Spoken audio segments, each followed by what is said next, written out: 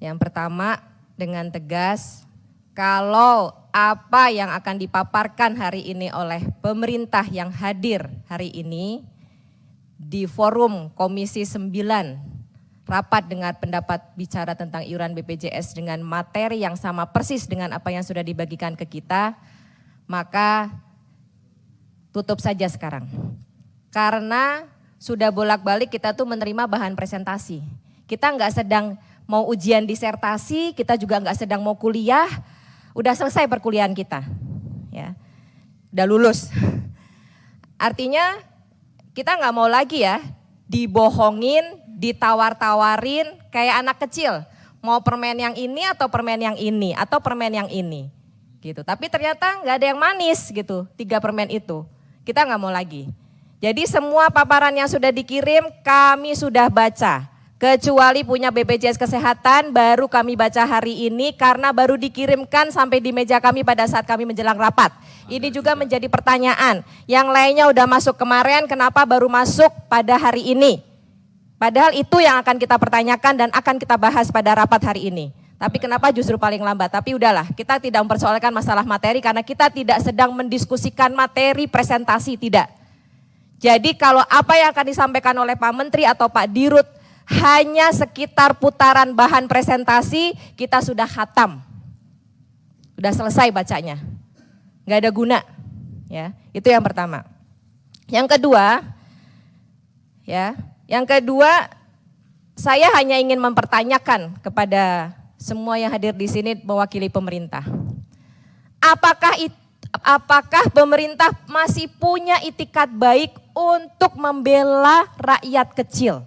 Masih punya nurani enggak? Masih punya hati enggak untuk masyarakat kecil? Kami baru selesai melakukan reses. Nangis Pak Menteri, nangis. Pak Dirut, kami nangis melihat bagaimana, ini saya Jakarta loh. Bagaimana di Jakarta yang sudah begitu mewahnya pelayanan kesehatan aja saya masih nangis melihatnya.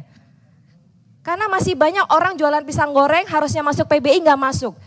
Ya, kita tolongin, kita bantuin. Kita advokasi begitu banyak masyarakat. Kalau semua harus diadvokasi oleh Komisi 9 cuma 51 orang ini, sementara jumlah penduduk Indonesia banyak, bagaimana rakyat akan hidup dengan baik mendapatkan hak pelayanan kesehatan, padahal itu adalah amanat Undang-Undang Dasar Negara Republik Indonesia tahun 1945. Sedih kita semuanya mendapatkan hasil dari reses kita.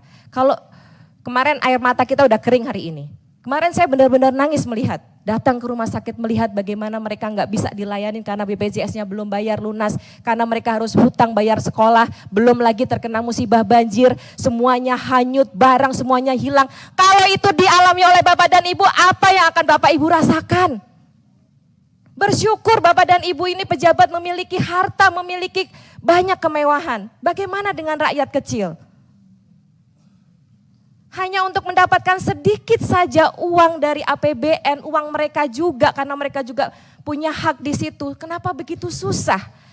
Pemerintah membayar hutang 2020 ya sekitar 295 triliun baru bunga hutang saja.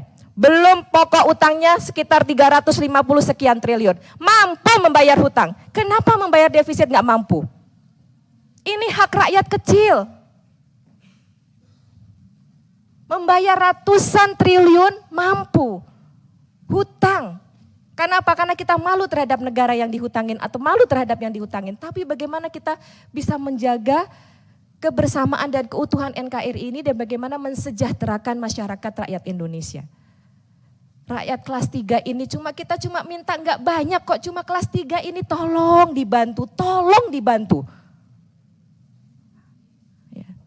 Bagaimana kami itu harus bicara lagi, berapa kali kita rapat meminta pemahaman, meminta dukungan supaya bisa dibantu rakyat kelas 3 ini. Enggak minta yang lain kok.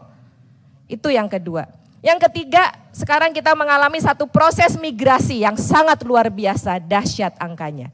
Dari kelas 1, kelas 2 turun ke kelas 3 sudah menembus di angka 800.000. Iya benar ya Pak Dirut ya? Kelas 1 aja yang katanya mampu, mereka juga turun kelas. Itu berarti apa? Kenapa enggak mereka bertahan di kelas 1? Kalau emang mereka mampu, mereka pindah dan sekarang sudah menembus di atas 800.000 angka migrasi ini. Apakah defisit akan selesai? Enggak akan.